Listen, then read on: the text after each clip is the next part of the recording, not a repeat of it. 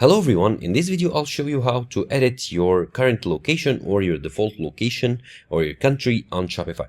So once you sign up with Shopify, it automatically detects your country and saves it here. And to change it is pretty simple. Here, as you can see, I'm on my Shopify main page. Simply go to your settings from the menu on the left all the way to the bottom, click on settings, and then go here to the locations option. And here you can add an additional location. It detects here that my shop location is in Egypt. So you can add another location, a different location, if you intend to operate in different countries or in many countries and you want to set up the locations separately.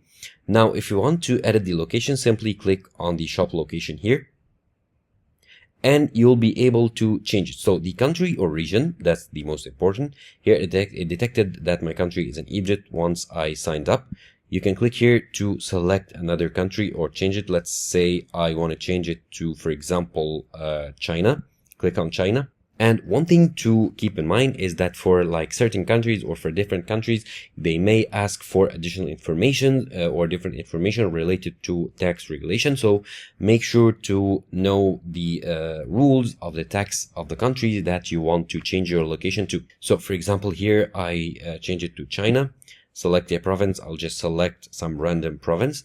And if I try to save here, and here it tells me that I need to provide a zip code or postal code, add a street name and a city. So that's one thing to keep in mind, is that when you change your location or your country, your default country, you need to have all the information necessary in order to be able to change it on Shopify and be able to save your changes here.